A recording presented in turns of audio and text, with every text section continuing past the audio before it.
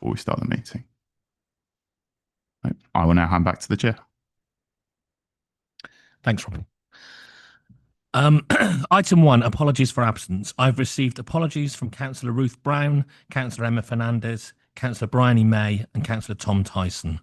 Having given due notice, Councillor John Clayton will substitute for Councillor Brown and Councillor Daniel Allen will substitute for Councillor Fernandez. Are there any further apologies? No, thank you. Item 2, notification of other business. There is none. Item 3, Chair's announcements. 1, recording. In accordance with Council policy, this meeting is being recorded. The recording will be available both on the Council's YouTube channel as well as on the Council's ModGov site alongside the documents from this meeting.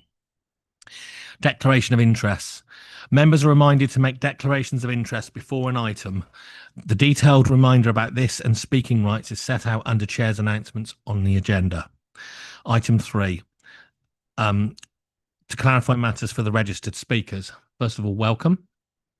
Thank you to the members of the public for joining us this evening. To confirm, you will have between 3 and 5 minutes, as advised by the committee services team, to make your verbal representation to the committee. All speakers will receive a warning when you have 1 minute remaining at the end, and at the end of your allotted time. My apologies. You will be advised that the time allowed has ended. So I'll warn you when you've got a minute left, and I'll warn you when you need to wrap up. And I'm very gentle. Following the conclusion of your time, members will be invited to ask points of clarification. During the meeting, members of the committee will be invited to ask questions or points of clarification of the planning officer or public speakers. Please note this section is only for members of the committee to ask questions, and unfortunately members of the public cannot speak at this time. Item 4, debate procedure. In order to move to a debate on an item, we will require a proposer and seconder for a motion at the appropriate time in the meeting. This should take into account the information in the officer's report and will follow the officer's presentation and any public presentations, including member advocates, as well as any questions of the officer and points of clarification for the public presenters. As a reminder for members, should you wish to propose a motion contrary to the recommendations included in the officer's report, you'll be reminded to provide clear and evidence reasons for this proposal. Section 4.8.23a. For the purposes of clarification, in order to vote on an agenda item at this meeting, a member must be present for the entirety of the debate and consideration for that item. If a member leaves the room at any point of the item, they will not be able to vote on that item. Item 6, meeting cut-off. As outlined under 4.8.24g of the Council's Constitution, if the meeting proceeds to 10:30 p.m, the item being considered at that time will be the final item considered at tonight's meeting. The remaining business will be deferred to the next meeting on Thursday, the 21st of August. Public participation. For item 5, I have Parish Councillor Simon Davis. Welcome. Councillor Stephen Patmore. Welcome, Stephen. Luke Kenton. Thank you, Luke. And for item 6, I have Andrew Hussey. Parish Councillor Yvonne Lee. Welcome. And Councillor Joe Graziani. Joe did inform me, but he'll be arriving slightly later, but will be here for the item. Okay. So in which case we can move on to the first of the 2 items on our agenda tonight, which is application 25-00872 FP, which is 1 The Drive, Blackmore End, St Albans, Hertfordshire. And Andrew Hunter to present, please. Thank you, Andrew. Thank you, Chair. There aren't any updates for this to report, so if we can go on to the presentation, please.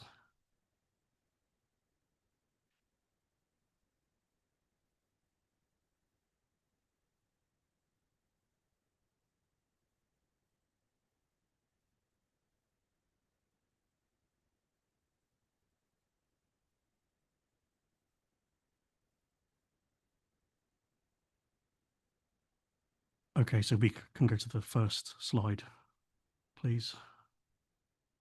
So this is the site location plan. The site is outlined in red as part of the garden and curtilage. Now, if you go, yeah, stay on that slide, please. Thanks. So it's part of the garden and curtilage of a detached 2-storey dwelling, number 1 The Drive.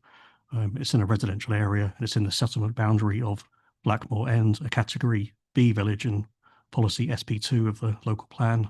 And on the site location plan, you can see the site outlined in red, as I said before, and the existing dwelling, number 1 The Drive, is to the left of that plan, which are in the blue edged area. And next slide, please. So this shows a location of a tree preservation order area, which is adjoining the very south boundary of the site. That's annotated G7, roughly bottom of the center of that plan. Next plan, please. This is the existing site plan, and the existing house, number 1, as you in more detail, is on the to the below the red line site plan.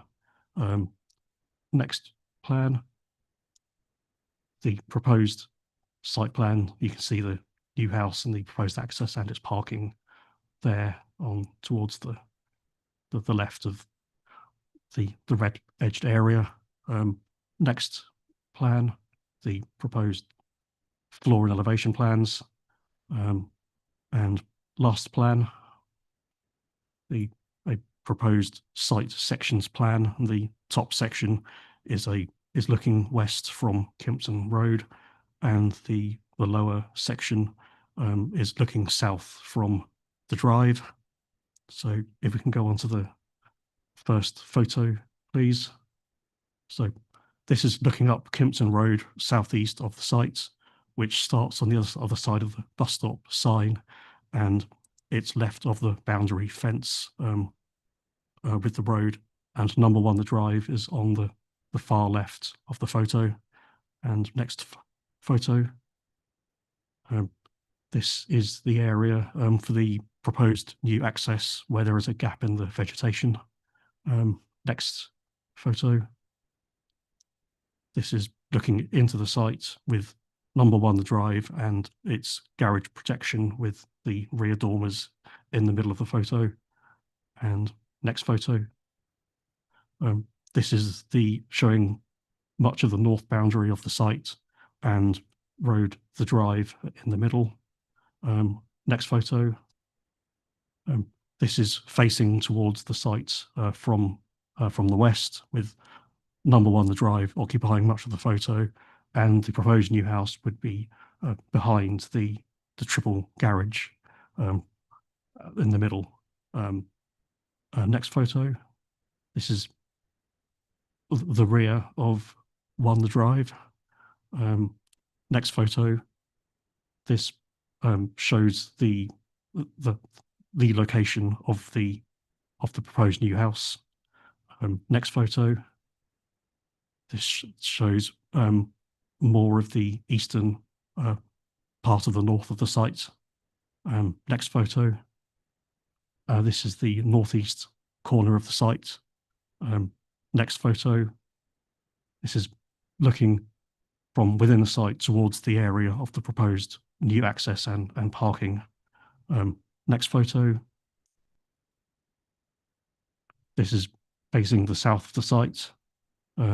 Next photo. This is showing more of the trees in the south area of the site, and the taller trees in the back of the photo are part of the neighbouring area TPO. Next photo.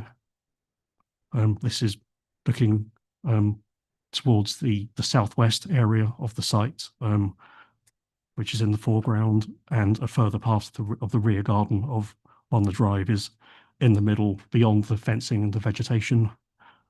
Next photo. This is the Beachway entrance area southwest of the site. Next photo. This is looking north towards the site through the area TPO trees, which are in the garden of 51 Beachway. Next photo. This is 48 Kimpton Road to the north of the site, on the opposite side of the drive. Next photo. This is the view west down the drive, looking slightly further west beyond 48 Kimpton Road. And last photo, this is just dwellings on the north side of the drive, slightly further west than on the last photo. And number 2A is on the right-hand side. And that's my presentation. Thank you. Thank you very much for that, Andrew. Do members of the committee have any questions for the planning officer? Councillor Billing. I just wanted to ask a few more questions about the TPO. Are there trees within the garden of the land that the property would be built in? And if they were cut down or damaged because of the works going on, what would happen? They're not part of the TPO. That falls entirely outside of the application site, which is the adjoining site to the south, number 51 Beach Way. But the remaining trees in the southern part of the site are proposed to be retained by a tree protection condition. If permission was to be granted, it's in one of the conditions in the report.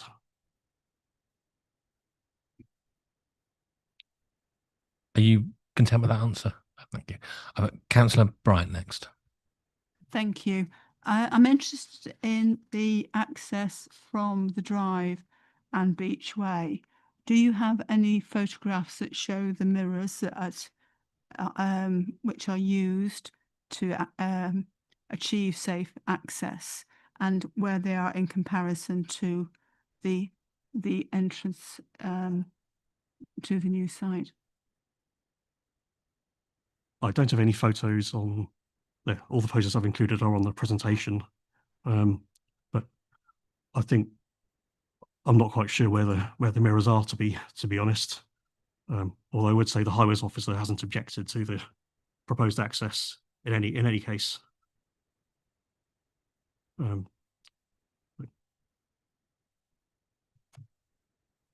are you? Up in several of the comments from residents, and I could actually see some in some of the pictures, and I thought that the committee might actually want to see where they are. Thank you. Thank you. Councillor Peace. Thank you. The ecologist has mentioned making some recommendations to provide enhancements for wildlife, including integrated bird, bat and bee bricks. And I'll hang on a minute.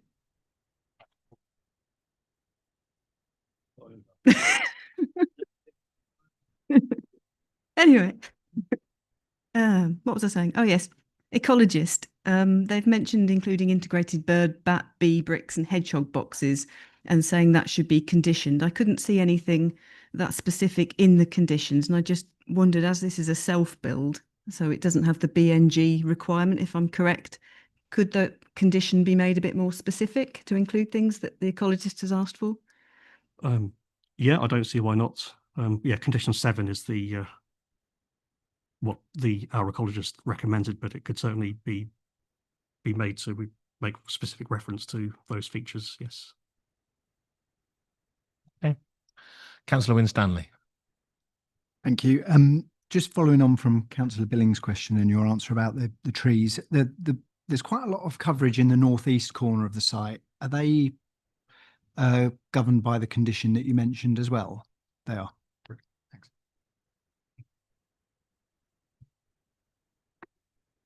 Okay. Any other questions to the officer before we move on? No. Okay. In which case, if I could call the first public speaker, Parish Councillor Simon Davis. Councillor Davis, you've got 5 minutes, and I'll let you know you have a minute left. Okay, thank you. We're requested to comment on all planning applications within the parish, and this one stood out because of its location on a busy and dangerous road. The recent rejection by the planning officer of a proposal on an adjoining property, number 51 Beachway, which was appealed and subsequently rejected by the Secretary of State, and the tree clearance operation carried out on the property in advance of the application for development. This latter move engaged 2 local residents who have knowledge of the tree protection orders in the area, and they contacted the parish council regarding their concerns. Consequently, Councillor Ralph Muntzer called this proposal in. So, to give you some more detail, planning policies and decisions should support development that makes efficient use of land, but also should take into account the desirability of maintaining an area's prevailing character and setting.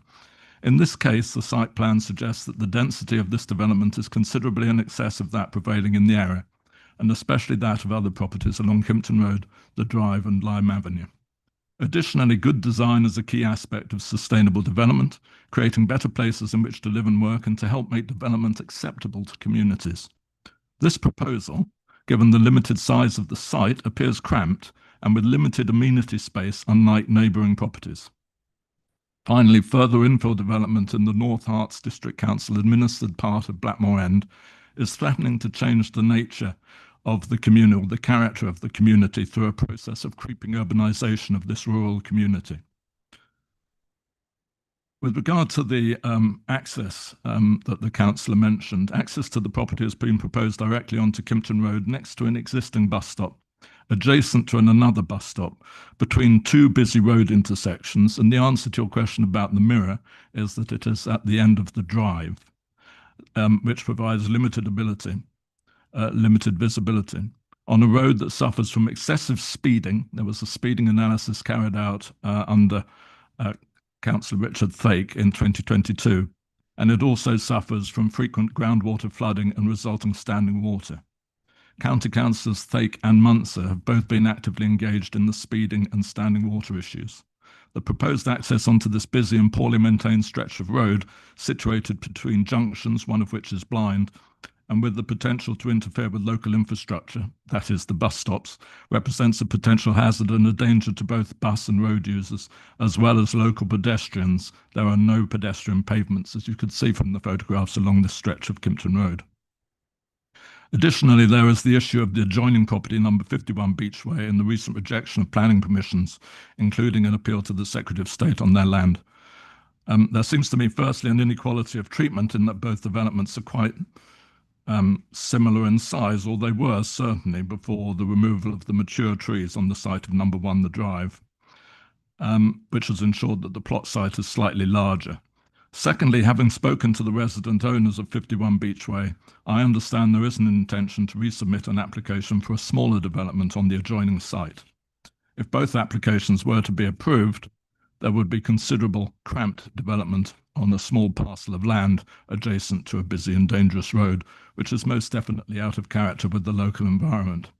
It is to be noted that number 1 The Drive protested against the planning proposal for number 51. The site of number 1 The Drive was covered in mature trees. And if I might reference the other councillor's comment about bees and birds, and the area is actually was well endowed with owls, and it's quite beautiful at night to hear the owls calling to each other. I understand from residents in the area that since those trees were cut down, the owl activity has reduced. 1 minute.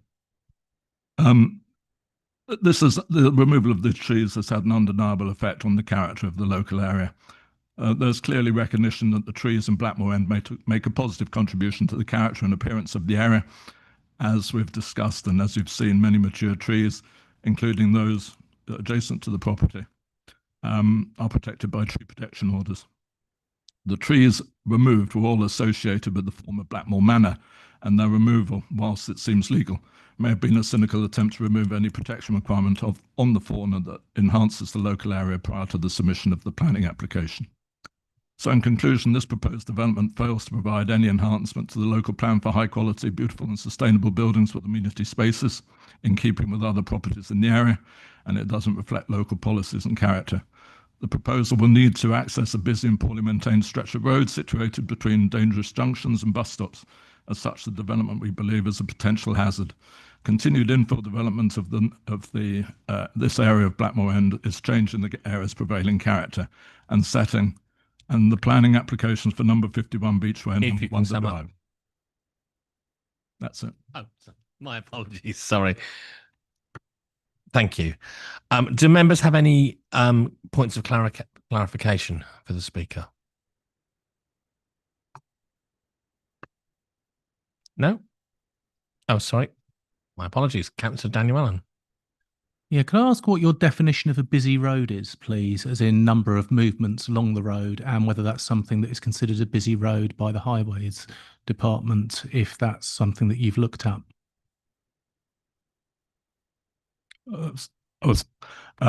In 2022, and I don't have the figures on how busy the road is. In 2022, an analysis was carried out on the number of vehicle movements and the speed at which those movements carried out. It was carried out under Councillor Richard Thake. The conclusion was that it seems to be certainly busy during rush hour, although I'm not sure the criteria utilised to define its business, and certainly a rather excessive number of cars speeding.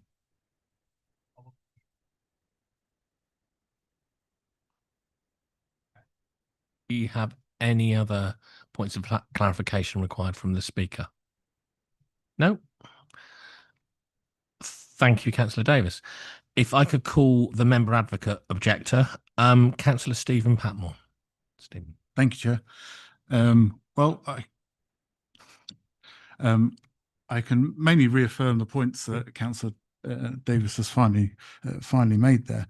The development proposed, the denser is more cramped than neighbouring properties. It lacks adequate amenable space and is not sympathetic to the prevailing character and setting of other properties along Kimpton Road and the Drive. I don't wish to touch too much on what, or go over what Councillor Davis has already gone over, but I think there's a lot to be said for the good design aspect of the development, which would help it make it more acceptable in the community. This proposal does seem cramped, and a lot of the constituents I speak to are very concerned about the vehicular access to the property, especially being opposite two bus stops and the intersection roadway, with which does have limited visibility, which could cause, some hazard to residents and people using the buses.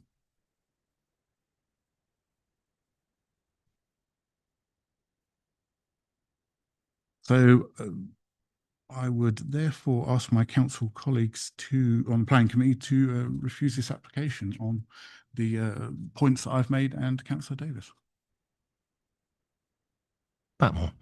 Does the committee have any points of clarification from Councillor Patmore? No? Yes. So I keep for some reason you're out of my line of sight there. I'm so sorry, Councillor Allen. It's not deliberate. Councillor Daniel Allen. You mentioned that your big issue is it being cramped. Can I ask what your definition of cramped is and what you would deem to be an adequate area of space around it in square meterage? Well, my definition may differ to everyone else's, but I'm giving my opinion as advocate for the residents that I represent. Well, that's politics. And we're not having a conversation here. Okay. Do you have a further question, Councillor Allen? No, his definition of cramped, because the whole point of calling this in is based on a definition of cramped. I want to know what Councillor Patmore deemed to be cramped in this area.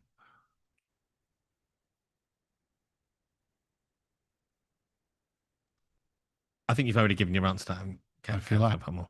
I think you have. Okay. Do we have any further questions?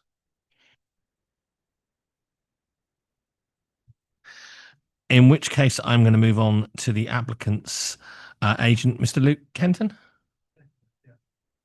Apologies. And you have 5 minutes, but I'll let you know we have a minute left. Thank you. Good evening, Chair and members of the committee. My name is Luke Kenton Woods and I'm the architect and agent for this application for a new self-build dwelling adjacent One The Drive, Blackmore End. Before this application was submitted, the applicant engaged in formal pre-application advice discussions with the council. The resulting advice confirmed that a new dwelling was likely to be acceptable in principle, subject to some adjustments, most notably enlarging the site boundary. This was carefully taken on board. Following this pre-app, I was appointed by the applicant and instructed to prepare and submit a full planning application for a new self-build dwelling. The site boundary was expanded as requested in the pre-application advice, and all other comments were carefully addressed. These included matters of design and character, ecology, highways, living conditions, landscaping, and more. The proposed dwelling has been thoughtfully designed to complement its surroundings. The ridge height is lower than that of the adjacent dwelling, and the overall massing is modest. Inspired by many aspects of the existing house at One The Drive, the design features brick detailing and projecting box bays. The rear elevation adopts a more contemporary style with large sliding doors, giving the appearance of a historical property sympathetically extended over time. Sustainability has been central to the design. The home will include solar panels, an air source heat pump, mechanical ventilation with heat recovery, enhanced insulation levels exceeding current building regulations, and solar controlled glazing. In short, it meets and exceeds modern standards for low carbon living. The application has been supported by a suite of reports from third-party professionals, including ecologists, arboriculturalists, highways consultants, and energy assessors. All have contributed to ensuring a high-quality, policy-compliant scheme. During the application process, statutory consultees, including ecology, highways, waste and recycling, and environmental health, have all raised no objections. The proposal satisfies both national and local policy requirements, and a full set of planning conditions has already been agreed with the Senior Planning Officer, Mr. Andrew Hunter. We are aware that the Parish Council has raised concerns regarding highways, overdevelopment and design. I'd like to briefly address each of these points. Highways. A full transport statement was submitted with the application. This demonstrates full compliance with both local and national guidance. The visibility displays from the new entrance are fully compliant. The Council's Highways Officer confirmed no objections. Moreover, the proposal slightly improves the visibility at the existing junction, road named The Drive, due to our proposed adjusted fence line. In respect of overdevelopment, Mr. Hunter has no such concerns. The principle of development was confirmed as acceptable during pre-application discussions. The proposed home sits comfortably within the site, with a rear garden of over 750 square metres, well above the national required minimum, and additional garden land retained to the north to act as a green buffer. Lastly, design. The house respects the character of the area and introduces high-quality architecture that draws from the local vernacular. The majority of houses in Kimpton Road and The Drive, Lime Avenue, are medium to large detached houses with no uniformity of design. We are also aware of several neighbour objections, particularly regarding trees and traffic. In response to these, trees. The trees removed were legally felled by qualified professionals. The trees were not subject to tree preservation orders, and the site lies outside of any conservation area. Prior checks were made by an ecologist to assure no nesting birds or protected species were present. In a further commitment to the site's long-term appearance, the applicant has already begun planting new trees, despite there being no requirement due to the self-build status of the project. Traffic. The plans submitted have been reviewed by the Area Highways Development Manager and raised no objections. The plans are compliant with local and national highways policies. There are no issues relating to privacy, overlooking, or light for neighbouring properties. To conclude, this application meets all relevant planning requirements and has been recommended for approval by the Planning Department. All statutory consultees either support or raise no objection. The proposed design is appropriate, sustainable, and supported by robust technical evidence. There is no material planning reason to withhold permission. We respectfully ask the committee to support your officer's recommendation and approve this application. Thank you for your time. Thank you very much for that. Do any of the members have any points for clarification from Mr. Kenton? Councillor Clayton. Thank you, Chair. Just in our ecologist report, we have mention of a few apparent discrepancies in the preliminary ecological appraisal. For example, the presence of species in photos which are not mentioned in the reports and so forth. I just wondered whether you can shed any light on those discrepancies. As far as I'm aware, there were no protected species found on the site. there were no nesting birds. So prior to tree removal, it was checked and there was nothing there. Does that kind of answer your question? Yeah, the question is not about protected species, it's about species full stop. Right? This is a report that's meant to index and outline species on the site as a whole. And there are the report mentions discrepancies between photos that show certain species that are not mentioned in the report. I can't attest that. I'd speak to the ecologist. What I would say is before the trees were taken down, the arboriculturalist is a qualified ecologist, and there were no birds, nesting birds in those trees when they were taken down. Yeah. Councillor Bryant.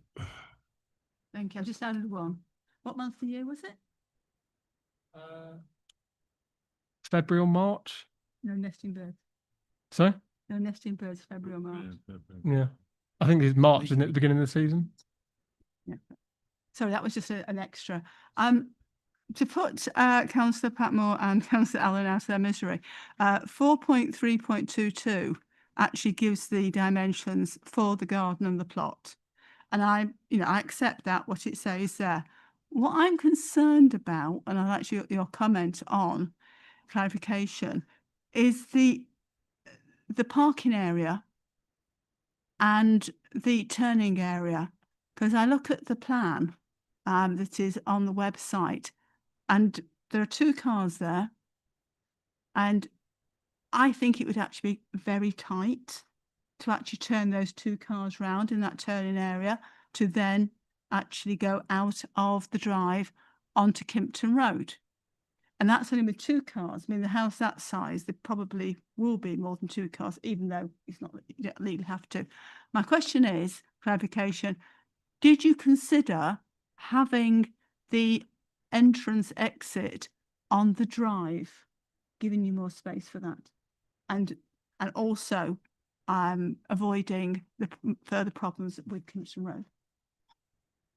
We did consider the access off the drive. The reason why we didn't do it is because the access there is already somewhat impaired. The visibility there, as some councillors mentioned, isn't ideal. Is serviced by a mirror. We didn't want to intensify an already bad access. Our proposals form a new access, which is compliant with legislation. It's got the correct visibility displays and actually improves the visibility from the drive because we're actually adjusting the fence line to pull it back, so it actually improves the visibility. To answer your question regarding cars and turning, the idea is that cars will pull in front ways off Kimpton Road. There's no gate restricting manoeuvrability on the site. The cars will then reverse back into the turning area and pull forward off. The 2 spaces we've shown are actually slightly bigger than local requirements. I think local requirements are 2.5 metres wide. I think these are 2.7. Don't quote me on that. There is space for more cars to park on there. We've shown 2 cars because that was all the minimum required, but there is space for more. Okay, Councillor Bryant, did you want to? Maybe whoever's drawn the plans has been over enthusiastic to the size of the cars. Although I suspect that in a property like this, those cars probably are the right size, and I still think it is very tight. Well, thank you. Thank you for that, Councillor Bryant. Councillor Daniel Allen. Thank you.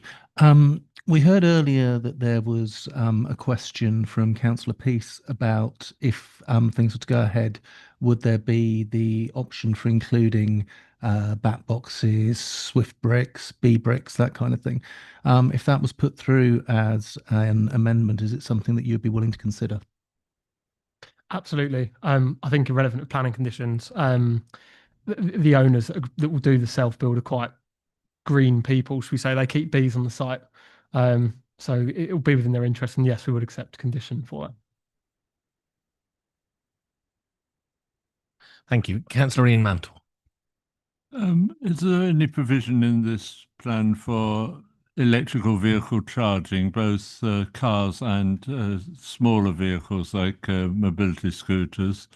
And also, is there any storage for mobility scooters, bicycles, pushchairs and similar? So in terms of the hard standing around the property, that's resin. It's self-binding gravel, so it's gravel that you sort of see in national trust parks. So it kind of easily to wheel mobility scooters over. That's something we considered with particularly bins. Rolling them across gravel isn't ideal. Where a self-bound gravel, it's very easy to pull them over. In terms of specific storage for mobility scooters, it's not something that's been directly put into the design, but there's lots of storage on the ground floor available.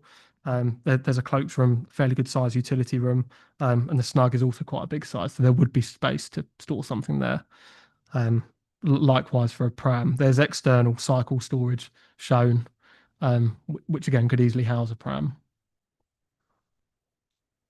So the first part of my question was relating to ability to charge electric cars. Apologies, yes, it's not shown on the plan, but we can secure that by condition, and we can show provision for electric car charging points, yes.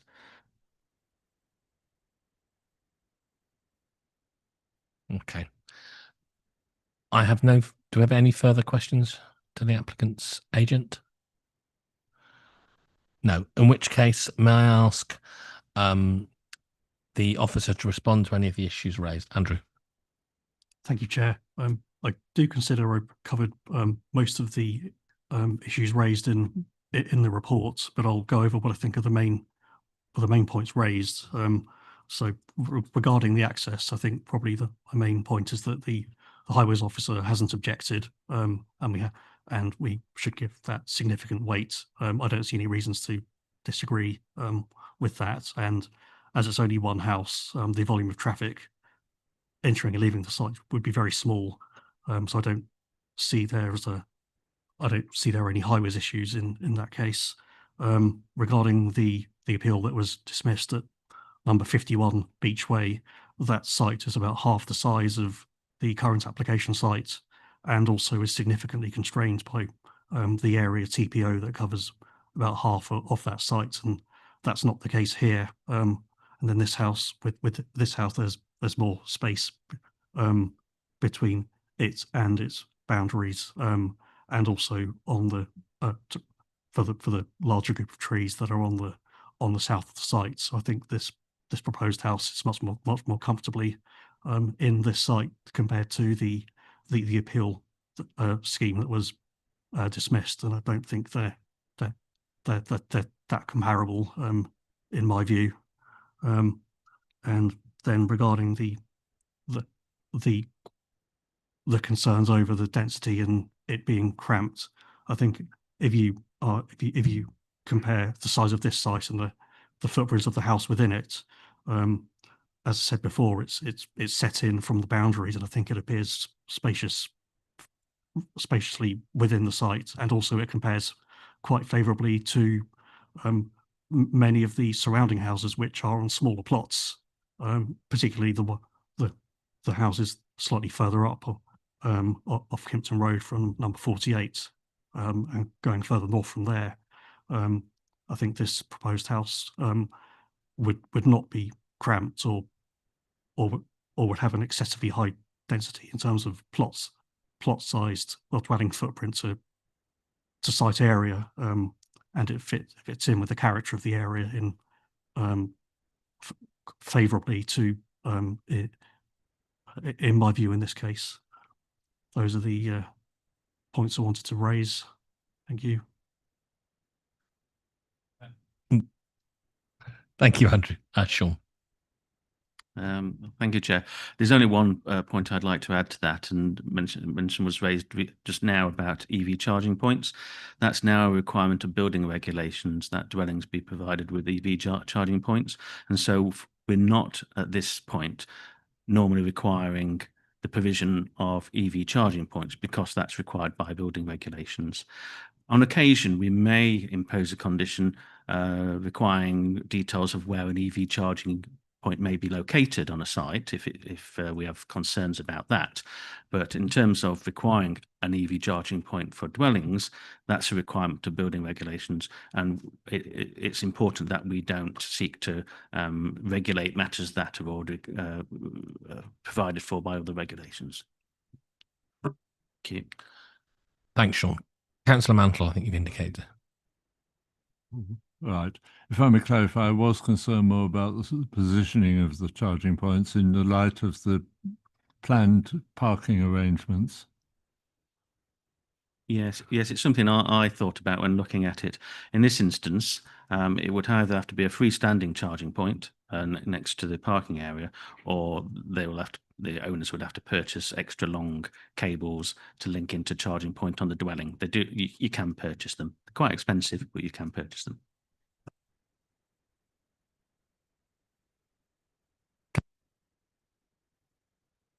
Thank you. Just quickly following up from Sean's point about the EV charging, is a similar requirement on solar and possibly battery storage, or is that not yet a requirement? That is not yet a requirement. I'm sure we'll see something in the future, but there's no requirement from a planning perspective, and also my understanding from building regulations. Building regulations require to meet a certain level of carbon emissions, and with our sustainability SPD, where applicants are providing sustainability measures that exceed that, we give them an accreditation of bronze, silver and gold. So if, for example, you achieve a gold accreditation, you're far exceeding the requirements of building regulations. So people can exceed building regulations, but building regulations do not require PV panels as part of achieving reduced carbon emissions. The main means of achieving reduced carbon emissions actually is insulation in a dwelling. That is by far the best means of achieving a more sustainable dwelling. PV panels are an addition in terms of generating renewable energy, and they're encouraged, but they're not at this point a requirement. Moving forward, we are reviewing our sustainability SPD, and there may well be further to add with regard to provision of solar panels on developments such as dwellings and commercial buildings, but that's something for the future. Thank you. Councillor Allen. When Councillor Patmore was speaking earlier at the end, he stated it's all politics, or it's just politics. Could we just get our planning lawyer to explain how that very much isn't the case?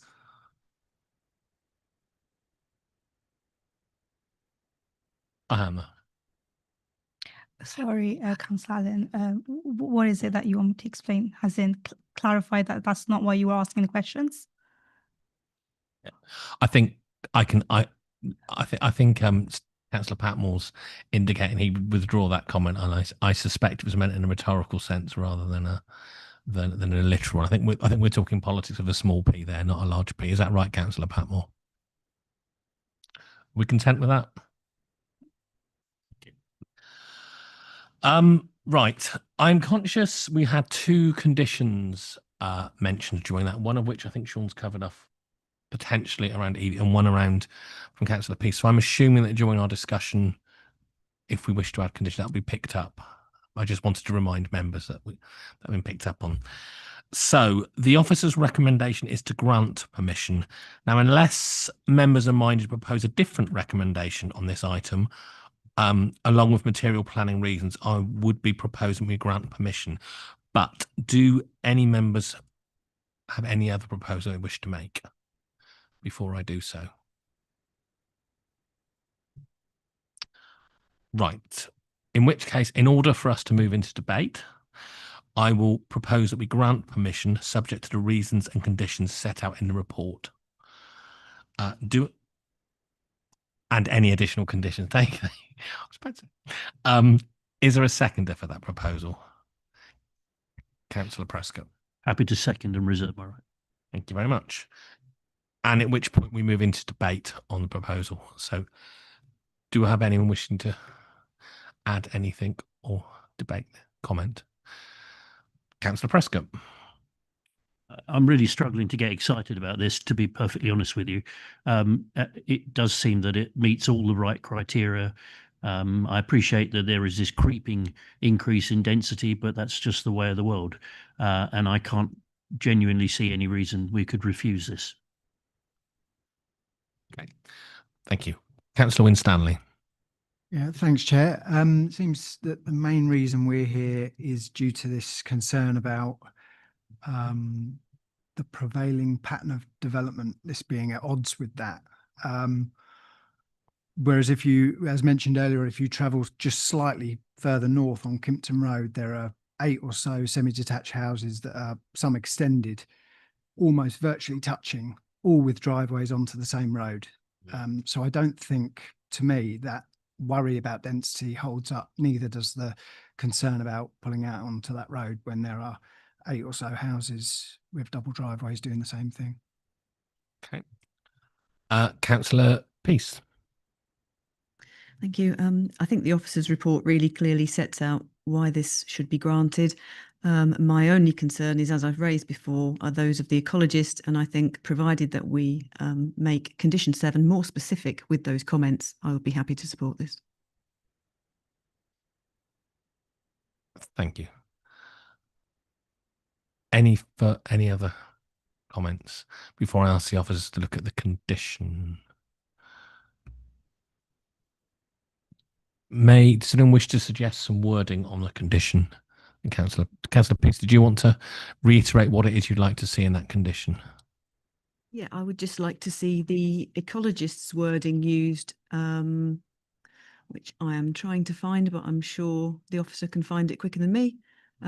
Literally a cut and paste of the ecologists, what they wanted to see added. So the bird boxes, bee boxes, verbatim, if that's possible.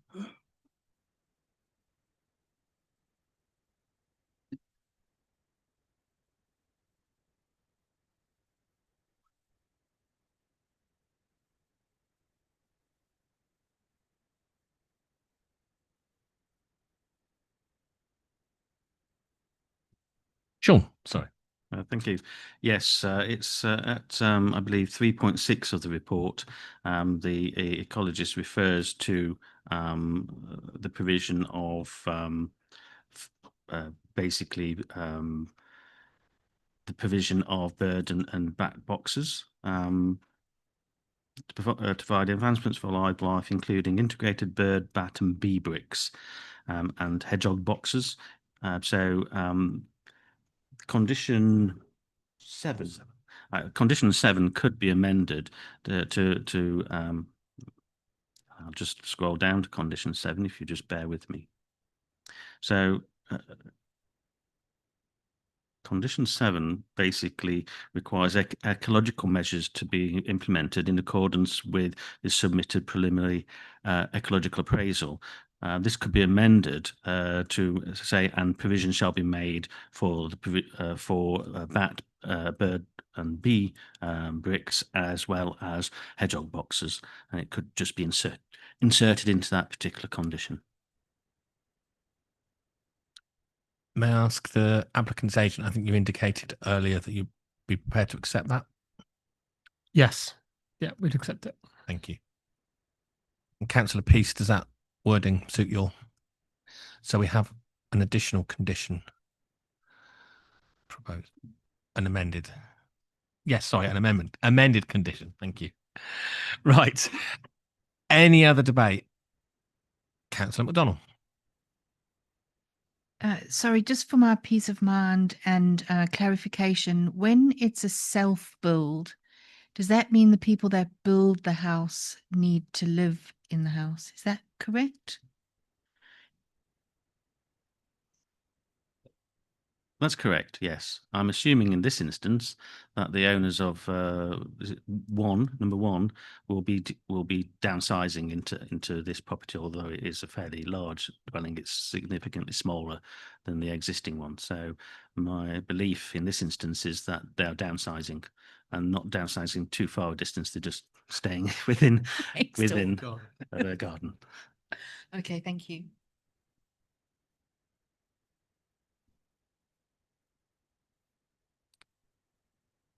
Councillor Bryant.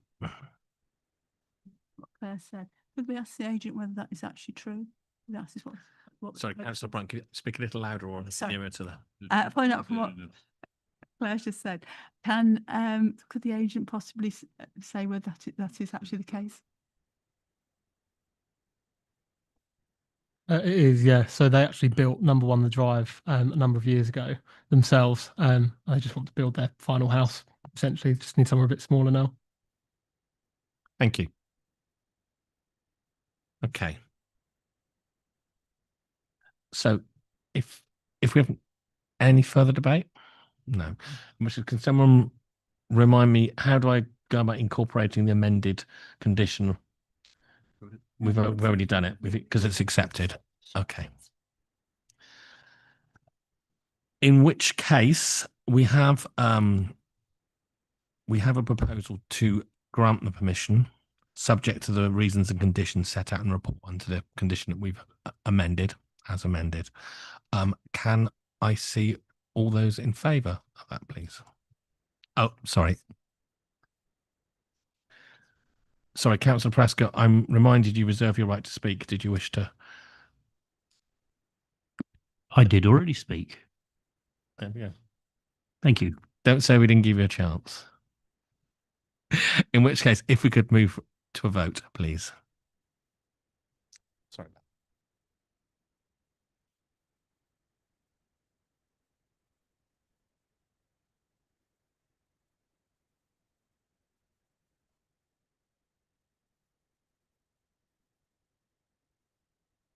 Thank you. Okay. Sorry. That motion is carried. Thank you. Thank you.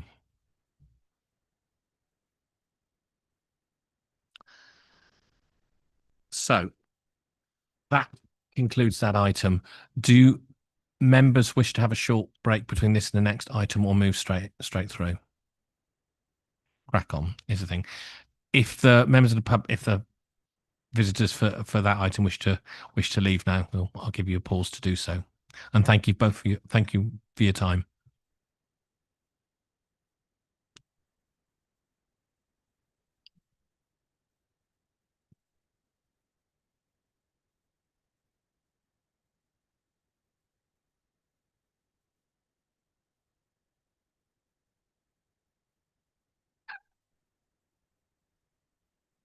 Right.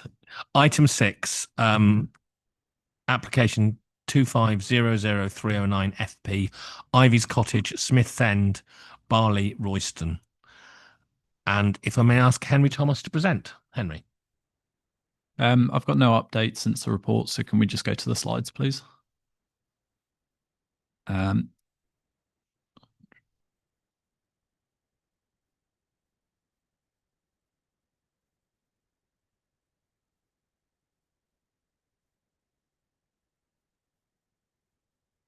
Oh, yeah, that's the right one. Okay. Good evening, members. This is an application for a self-built dwelling at Ivy's Cottage, which is on Smith's End Lane in Barley. Next slide, please.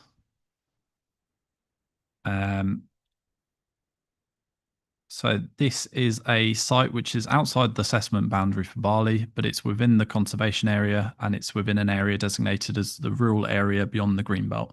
Next slide, please. So that's that's quite small, but that is the location plan. So you can see the subdivision of the plot. Next slide, please. So this is a photo of the access. So they'll reuse the existing access used by Ivy's Cottage. Next slide, please.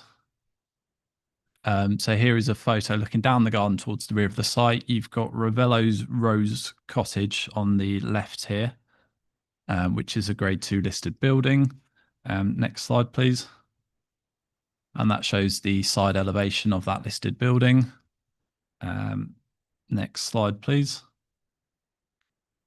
And then this is the view looking towards Ivy's Cottage. Next slide, please. And it's a little bit harder to make out in this photo, but the applicant has done the footprint of the dwelling onto the ground there. Next slide, please. So this is the proposed site plan. Next slide, please. And here are the proposed elevations and floor plans. It's supposed to be a retirement property, so it's got 2 bedrooms on the ground floor, and then it's all the living accommodation upstairs, so the kitchen and lounge, and a balcony overlooking the rear. Next slide, please. So this is the existing site section plan and the existing street elevations. The site sits at a slightly higher ground level than the road does, and it's got a slight gradient which increases towards the rear of the site. Next slide, please.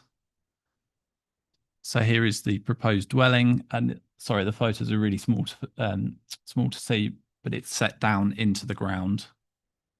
So it will sit at a lower ground level than the garden around it. And next slide. Oh, sorry. And the proposal has been amended to set the dwelling down lower, and we've added an artificial chimney stack to give it a more traditional appearance. And I think that should be the end of my slides. And the end of my presentation.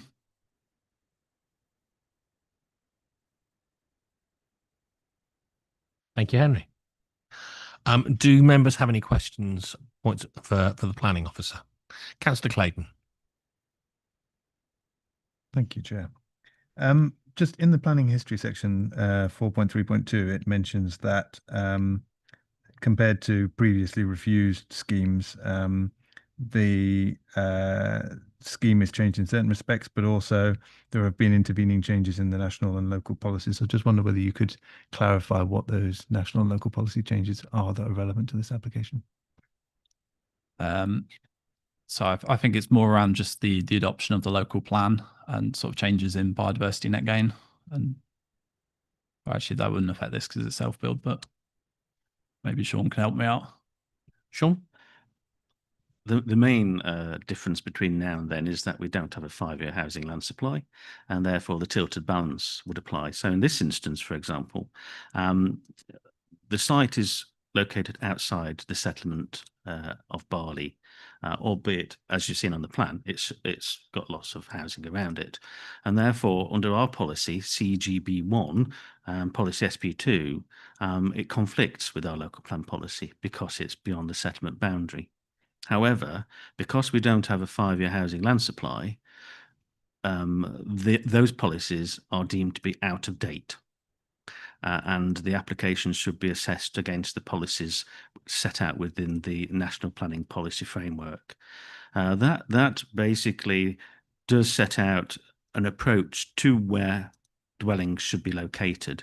And the main emphasis in the NPPF is that dwellings should be located close to existing facilities within settlements normally, but not in isolated locations. The main emphasis of the NPF is it seeks to resist isolated locations for new dwellings, unless, for example, they're agricultural dwellings and that kind of thing. So as far as the NPPF is concerned, a dwelling in this location is, in our view, acceptable in principle. Whereas, with regards to our local plan policies, it's considered to be in the countryside, albeit it's pretty much surrounded by other dwellings. However, because the tilted balance does apply, those policies are given less weight because they're considered to be out of date. And that is the main change between when an application was considered previously and the current proposal. I believe also that there has been changes to the design of the scheme.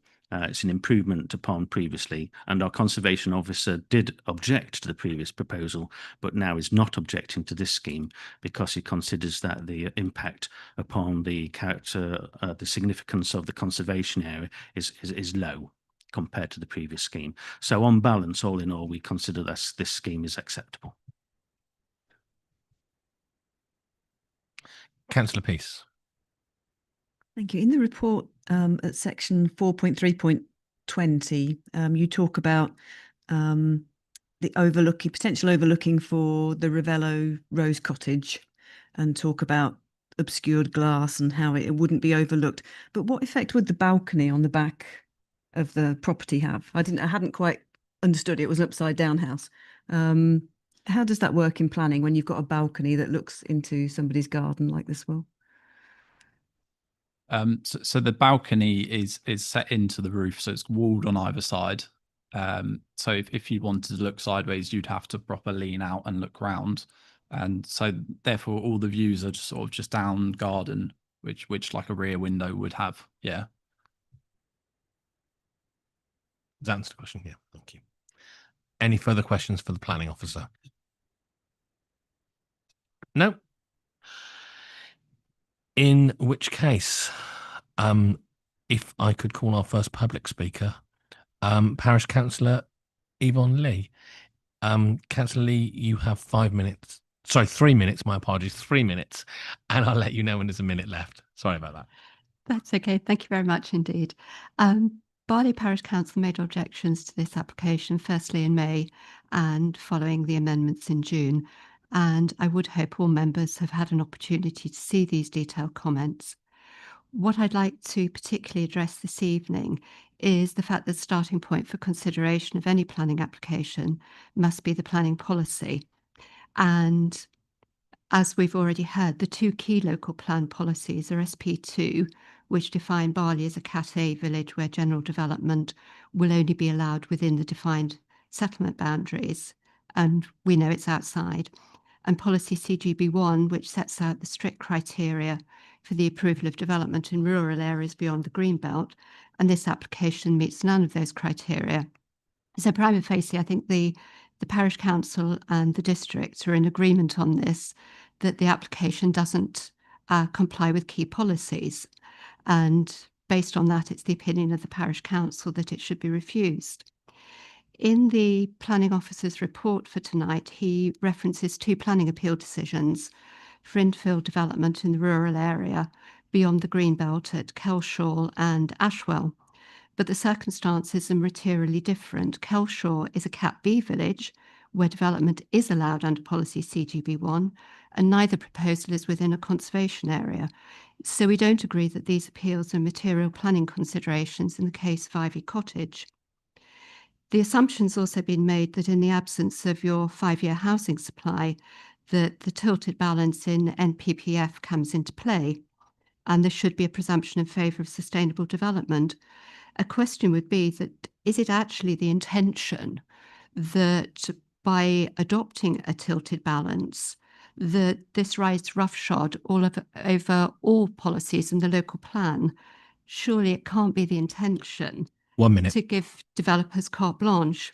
But if we do look at NPV, at paragraphs 82 and 83, which specifically address rural housing, at 82, this is not affordable housing, which the local authority could be supporting, and neither will it help maintain the vitality of a rural community. It is only a single unit in the village, which is already very vibrant. So we don't believe that the policies in NPPV support this application.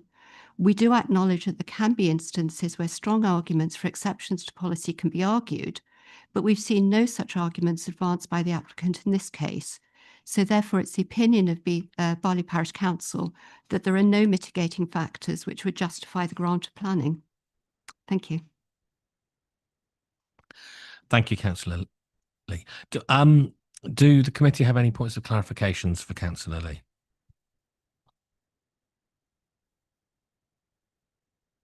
No? In which case, may I call the second public speaker, who's Andrew Hussey? Is that correct? Andrew, you've got 3 minutes. I'll let you know you've got a minute left. Is that on? Yes. Okay.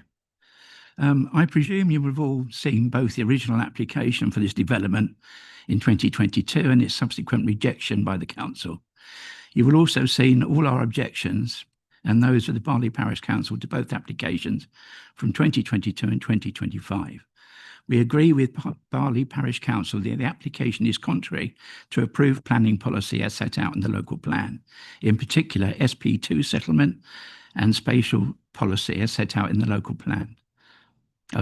Distribution and policy CGB1, rural areas beyond the Greenbelt.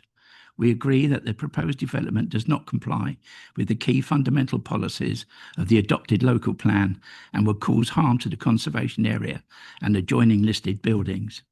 We moved into our cottage built in 1805 in 2010 for our oncoming retirement to enjoy the open countryside aspect front and rear of the property.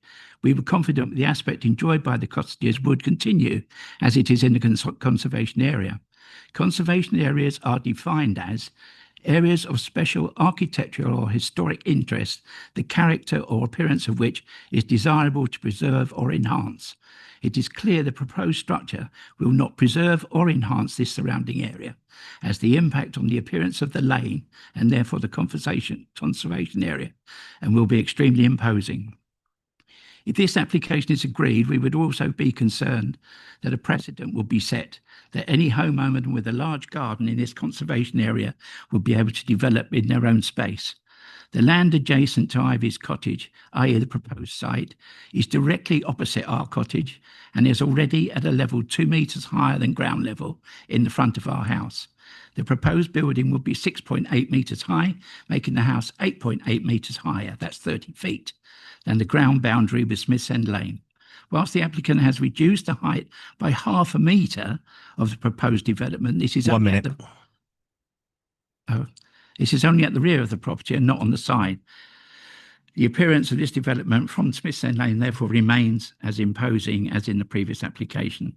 Our living room windows are at the front of the cottages and as such the main source of light, particularly after midday, as our point in the lane is very narrow. Therefore, the access to light will be significantly reduced. The previous declining decision notice from the NHC dated March 22nd states the application site has remained undeveloped since the first edition OS approximately 150 years ago.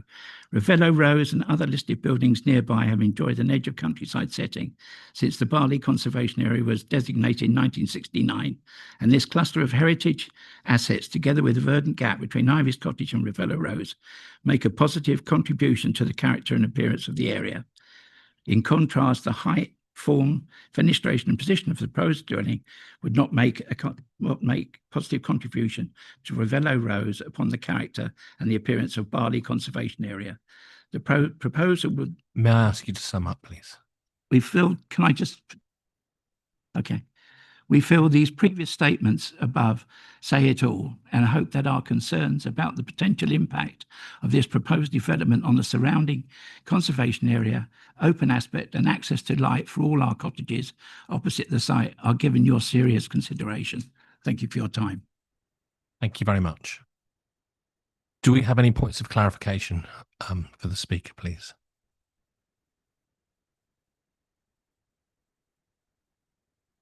No? In which case, I will call tonight the member advocate, Councillor Joe Graziano. Joe, you have 5 minutes and I'll let you know you've got 1 minute left. Thank you. Good evening. I am Councillor Joe Graziano and I'm asking the committee to listen to the points of objection for this development.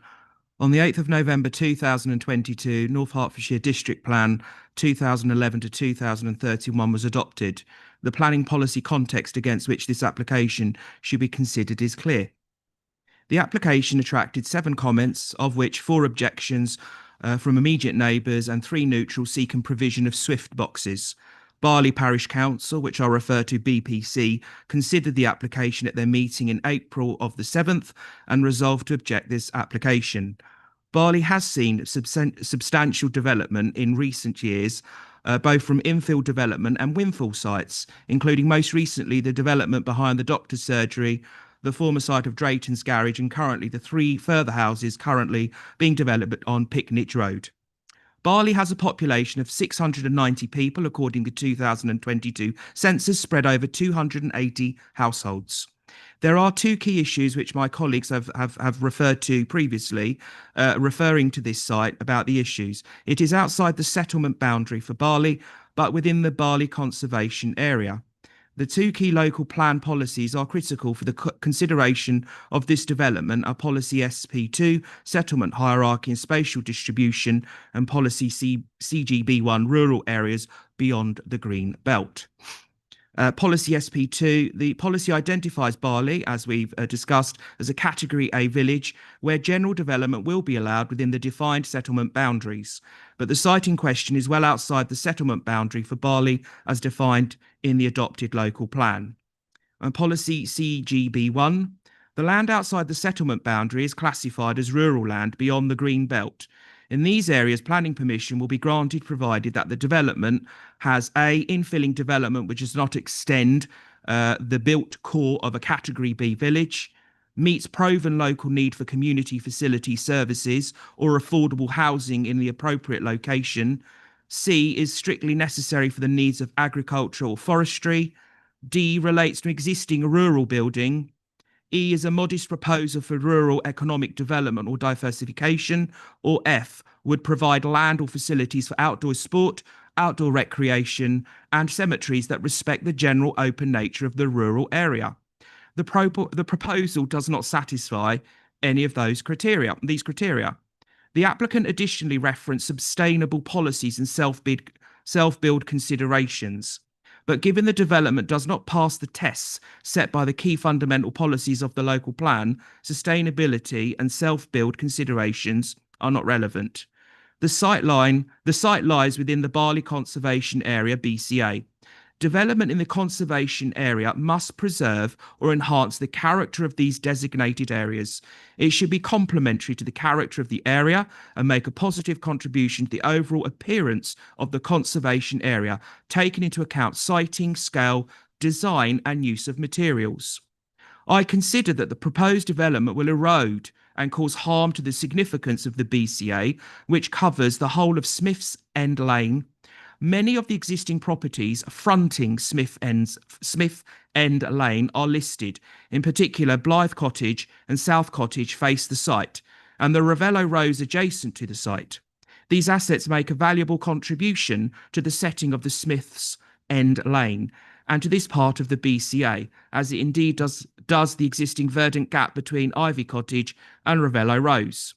The proposal would undoubtedly change the character of the built form on the site as a whole, and its associated land, given the elevated nature of the site, approximately 2 metres above the level of Smith End Lane, with a ridge height of 6.8 metres.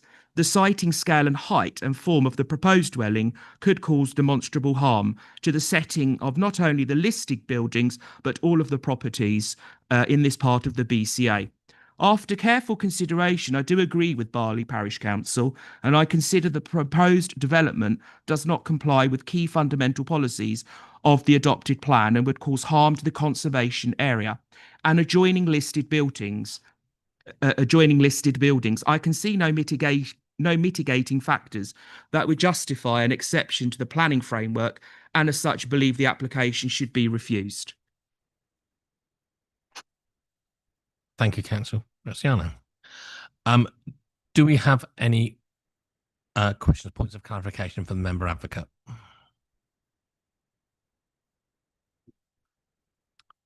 No, I have one.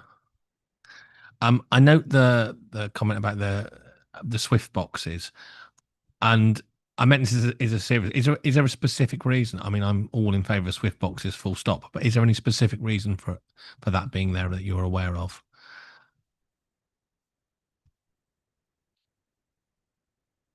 I'm afraid not, but I'm happy to give Joe a chance to find the answer.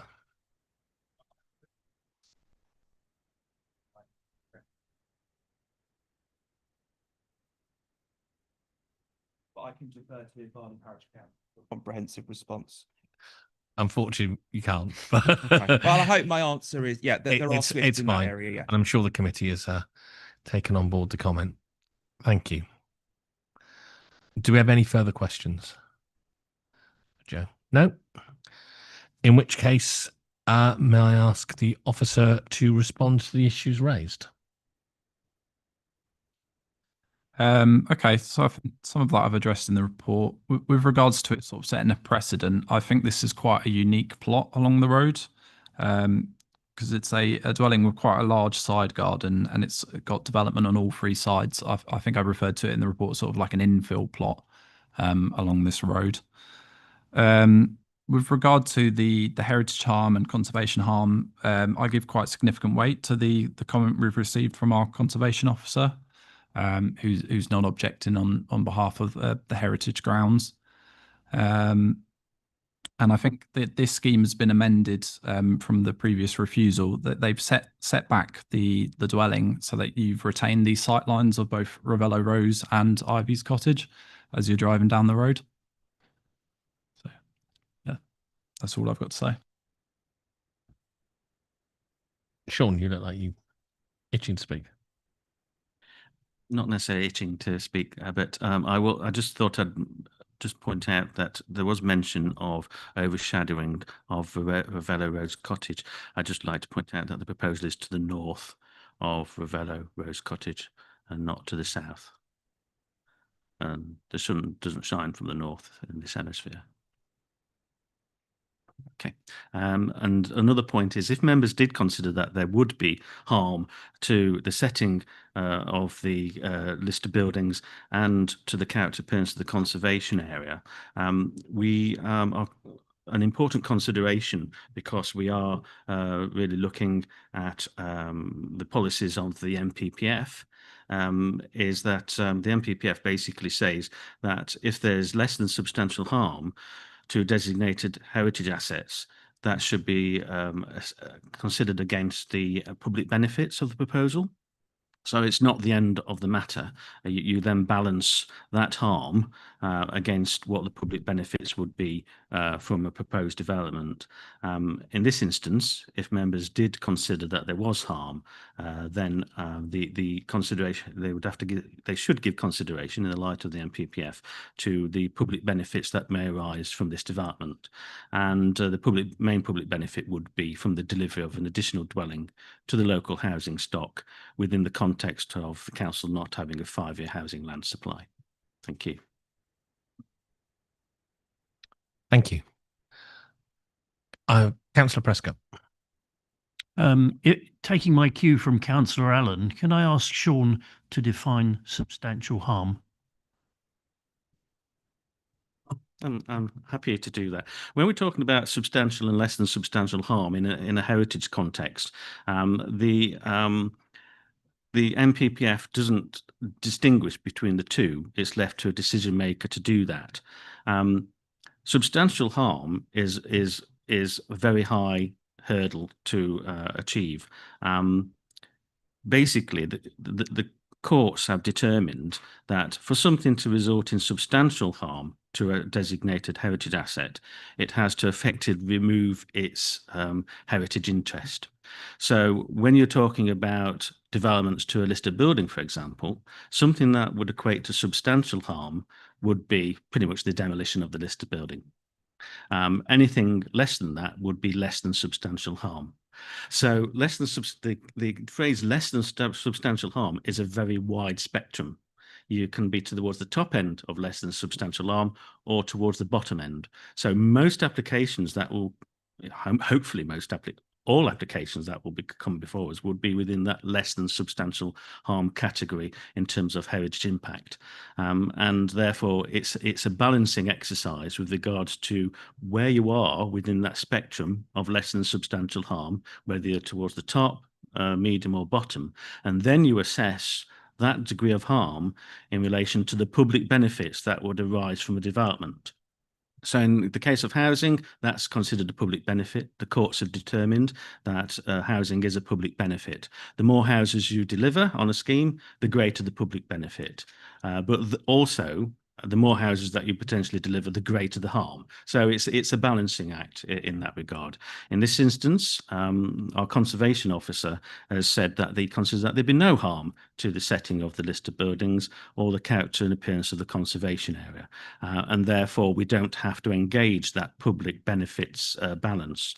Members could come to a different view and consider that there would be harm within, and the only area where it could be would be in the less than substantial harm category, because of what I've said and what the courts have found. For it to be substantial harm, you would have to be demolishing wholesale the buildings in a conservation area, for example, or causing serious harm to the heritage interest of a listed building through demolition or removing much of its architectural interest. So we're not in that area at all, where, if anything, we either have no harm or we're within the category of less than substantial harm, and therefore we consider the public benefits against that harm. Thank you. Councillor Prescott, you definitely look like you wish to come back. Okay, so it's a subjective measure. We understand that, and it's up effectively at this point to members of the committee to determine. So I do think it's a fairly extreme measure to say demolishing a listed building is substantial harm, but nothing else is substantial harm. But looking at it from the flipping the coin a little bit, could we determine substantial harm as building a building where for hundreds and hundreds of years there hasn't been a building, and therefore it's the opposite of demolition? Effectively, you're building something where there never has been, and you have a plot of land that is integral to the setting of a number of other listed buildings that are all around it. Would you not consider that to be substantial harm? Thank you. Quick answer is no, basically. As I've said, no. To insert, in this case, an infill plot, build a dwelling on what one would consider infill plot, would have an effect upon the character appearance of the conservation area. We've considered that that effect would not be harmful, but in my view, you could not consider the insertion of a dwelling within a conservation area, street frontage within a conservation area, to result either in substantial harm to the conservation area or substantial harm to the architectural or historic interest of a neighbouring listed buildings. I don't know of any circumstance where development within the setting of a listed building would result in substantial harm. It would, in my view, could result. For example, if you were building a housing development within the grounds of Woburn Abbey, for example, a Grade 1 listed building, one could come to the conclusion it comes to the very top end of less than substantial harm. But to result in substantial harm, the courts have determined that they use the word vitiate. It's not a widely used word. Vitiate the historic interest of that listed building. In other words, cause serious harm to its architectural or historic interest.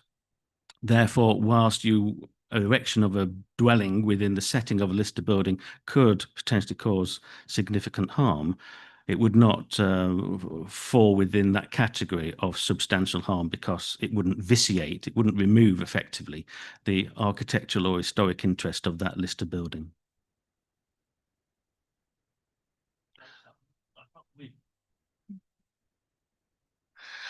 Councillor Clayton. Thanks. Just with regards to the bulk of the building, the height of it, we've heard a few comments about that, and because I'm struggling to find it quickly in the report, can you just clarify how does the height of the proposed building compare to the surrounding buildings? I know that it's sunken somewhat into the ground in the new scheme. Yeah, could we get the slide up possibly for the sections?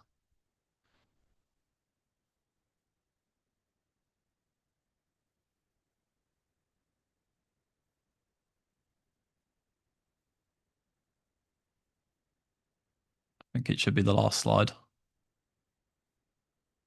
Yeah. So it will sit, Ravello Rose is on the left, which is the tallest building. It will sit slightly lower than that, and it will sit slightly above Ivy's cottage on the right there.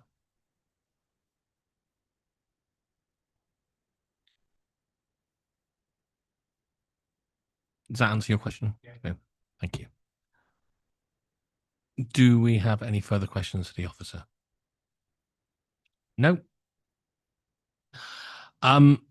Right. So the officer's recommendation is to grant permission.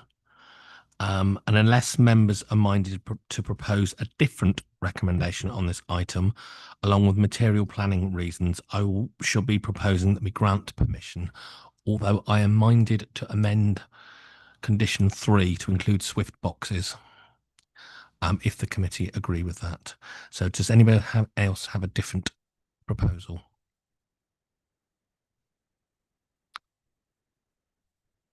Councillor Clayton. For clarification, are we talking about Swift boxes or Swift bricks? I think it's Swift boxes, isn't it, rather than Swift bricks? I think Swifts require a box, not a brick. No, it's normally Swift bricks. Is it bricks? Okay. Well, right, so we can be clear what it is we're asking for. It was a public comment, I believe. Let's see if I can find it. It was Swift bricks. I stand completely amended. That's because I spent some time recently, Claire and I, helping people fix Swift boxes. So that's why I had this at Swift Bricks. Thank you very much, Councillor Clayton. Right. Do I need to put the condition? Who was first? Councillor Peace. I just want to make a comment about the Swift Bricks.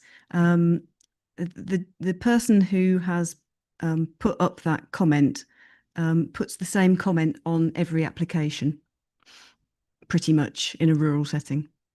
So it might not be something that's unique to this property because it's there on every one. I don't know whether officers might back me up on that, but that comment tends to turn up on every application, certainly in my ward. I didn't see anything under the conditions, unless I'm misreading or just missing, to talk about an archaeological survey, because we are in amongst some very old buildings. There may be the potential for bits and pieces to be underground level. Can we put some kind of condition in there relating to an archaeological survey? Do we need to get a proposal put forward and then we'll come back to conditions? Yeah. So to simplify, I will withdraw my comment on Swift Bricks and I will leave it to the committee to add that should they wish, or boxes. So in order to move us into debate, I will propose that we grant permission subject to reasons and conditions set out in the report and any additional ones. So agreed. And any amendments. So that, do I have a seconder for that proposal? Councillor Billing. To second. Okay. So we move into debate. I nearly called a vote then. Gosh, a bit presumptuous. We can go into debate, please. Councillor Prescott. Whether it's by luck or design, the two applications we've seen this evening, although on the face of it they're similar, I think there's substantial difference between the two. And I think particularly the one we're discussing at the moment does involve very, very significant different circumstances. The listed buildings all the way around, the outside the what's the word I'm looking for? Somebody help me. Outside the community, not the community. Oh dear Lord, how often am I lost for words? Settlement boundary. Thank you very much. Outside the settlement boundary, but within the conservation area. And although, and as I said, with the earlier application, I couldn't honestly see any reason why we could refuse it. I think there are reasons why we could refuse this one. I'm not necessarily that vehement about it to propose an alternative, make an alternative proposal, but I do think we need to give very careful consideration to what we're doing. We are interfering with an area that has been settled, if you pardon the pun, for a very long time. The buildings that surround it have been there for a very long time, and we've heard from various speakers, very eloquently, I have to say, from Councillor Graziano, that this is an area where and Sean and his new words, which I must ask him to forward me a copy of, I wouldn't wish to argue with him, but it does strike me that just looking on paper and doing, if you like, a desktop analysis and saying, well, there's no real harm, it's not really taking into consideration the harm that the local residents may well feel is very significant. And I'm minded to take more weight of that, certainly more than I perhaps would have done with the previous application. And I would ask members to give very careful thought to what we're doing in a very old community where the planning considerations that we've heard from the speakers and also from the officers do not necessarily mean this is an open and shut case. And I would argue that we should give very careful thought to not accepting the officers' recommendation. Thank you. I have Councillor Clayton next. Thank you, Chair. It seems to me that this application turns on largely on the answer that Sean gave to my question right near the beginning, and the fact that we're in this position where we have to fall back to the regulations of the NPPF because of the situation with regards to the 5-year land supply. I absolutely hear and would not want to minimise any of the objections or considerations that have been raised by the parish council or by neighbouring residents. And, you know, I do understand those considerations, but I think it seems that given the lack of objections from the conservation officer, for example, with this version of the scheme, and the slightly different circumstances that we find ourselves working to a slightly different set of rules to previously, it seems to me that I can't see, at least it feels like we're in a very sort of quite technical territory, and I can't see therefore a clear reason why we should reject this. But I do also, you know, recognise what we've just heard from Councillor Prescott. This is something that we should, you know, think seriously about. But I think overall, on balance, I am inclined to support the approval of this. Thank you. Thank you. Councillor Daniel. Just a question for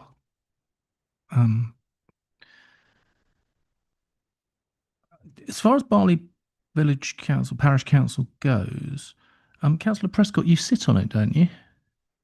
No? Point of clarification, I'm the ward councillor, but I don't sit on the parish council. And the reason why this was called in by an advocate who is not the ward member is because it's a single member ward. I didn't have any strong feelings about the application at the time. There was no officer's report to read. I was very careful not to comment, as I'm sure the parish council, the chair of the parish council would back me up on. I've not predetermined this. I've just listened to the report and listened to what everybody has said, as you would expect me to, Councillor Allen. Very much so. Thank you for giving me the opportunity to clarify. And thank you for doing so, Councillor Prescott.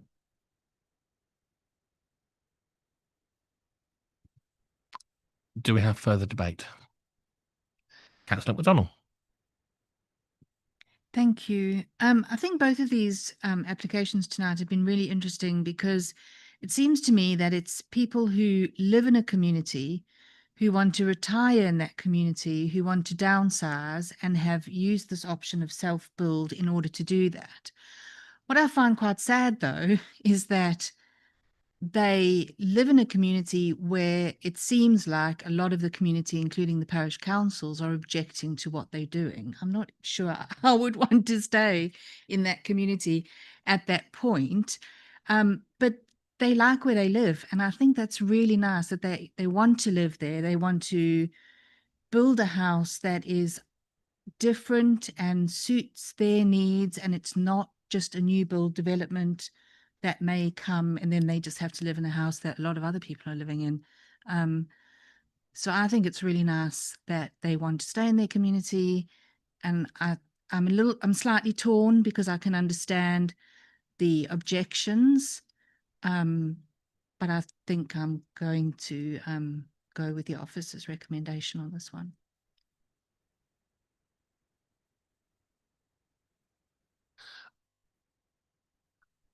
Any further comment? Debate? In which case, may I just check, were there any further conditions proposed or included in the supplementary updates, or is it as per the report? I think it was as the report. Yeah. Okay. I left that to the committee. Councillor Prescott. Just to remind you about the my request for an archaeological condition. If you wish to suggest that, I did several times. Right. Do you have any specific wording, or do you want the officers No, to... because we've got professional planning officers here, and they're much better at it than me. My thoughts exactly. Thank you. Sean.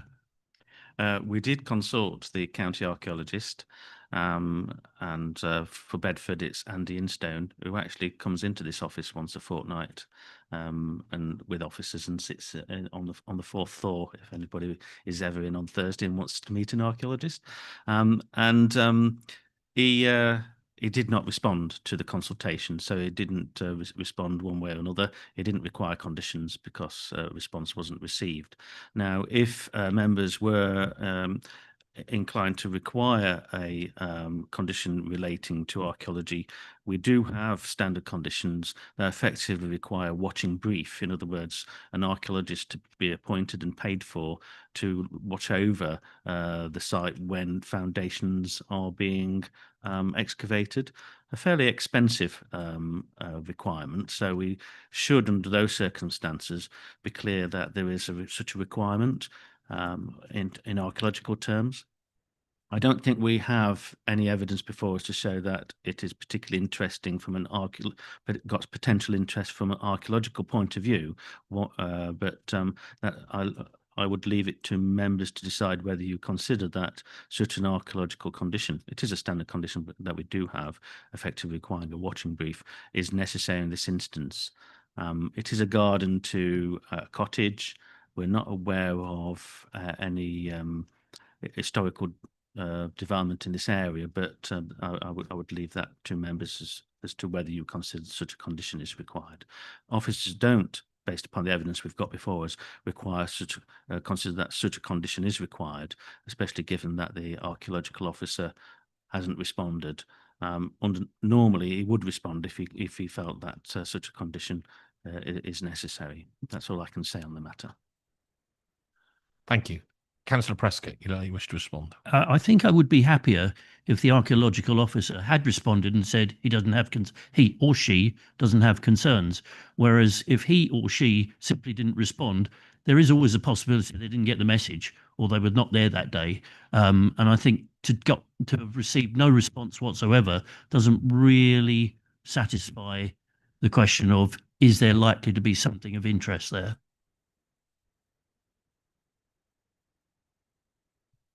Are you proposing an amendment now or not?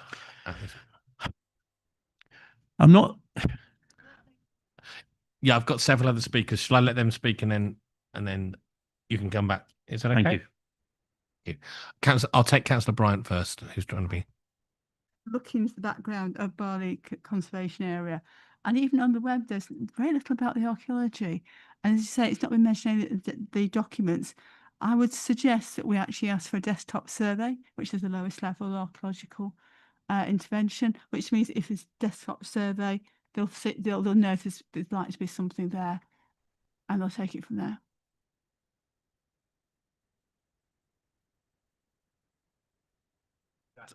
I'm going to take Councillor Winstanley. I'm going to let the council decide what's a proposal and what's a discussion. Councillor Winstanley. Yeah, I'm coming back about Swift Bricks, so I don't know if you want to deal with it. Let's do archaeology first. So I've got Councillor Prescott and Councillor Bryant. I don't know who wishes to make a proposal. Go on, Councillor Prescott. Go on. I think it's a very sensible proposal from Councillor Bryant. I wouldn't necessarily want to lumber a developer with additional costs, especially if it's very expensive for no reason. And if such a thing as a desktop survey was possible, then our ecological officer, he or she, would respond when asked if he or she could carry out. Maybe you could tell me if it's a male or a female, but that aside, if we could be told if a desktop survey is feasible, then I would ask that condition be added, and only if it's not feasible I'm quite happy to delegate to officers as to whether a full archaeological condition is required. Oh, fine. Okay. Sean, you've indicated. The archaeologist is a he, and his name is Andy Instone. Okay. As far as this matter is concerned, perhaps members may wish to delegate the matter to myself to resolve with the archaeologist as to whether he requires a condition or not. If he considers the condition is required, then the matter be delegated to myself. If he doesn't consider a condition required, then we proceed with granting permission without that condition. I am seeing nodding. Is the planning committee content with that? We will delegate that to Sean. Councillor Winstanley and Swifts, I believe. I think you put it back onto us about a potential condition for Swift Bricks or Swift Brick. I would like to put that forward. I think they are the size of a normal house brick. They cost about a tenner, so it shouldn't be too much of imposition on the developer. So I would like to put that forward as a condition if possible. And do we have a seconder for that? Councillor Clayton. I just got in there Very before swift. Councillor Pease. I will happy to say. Thank you very much. So I'm happy as a proposer, as Councillor Billing is happy seconded to accept the proposal. So I don't believe we need a vote on it. So we will move to the vote. So it's therefore propose that we grant permission subject to the reasons and conditions set out in the report and to the additional condition that we've just agreed. Delegation to the And the delegation to the officer regards the archaeological report. So may I see all those in favour of that, please?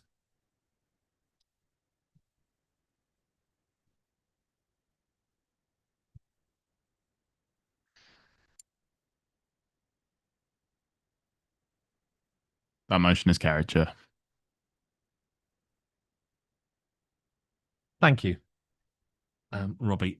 And thank you to the committee, and thank you for the members of the public and other members who've joined us. I think that brings us to the end of the meeting.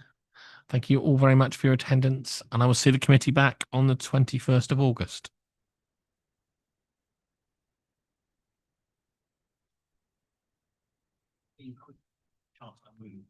Hello, Sean.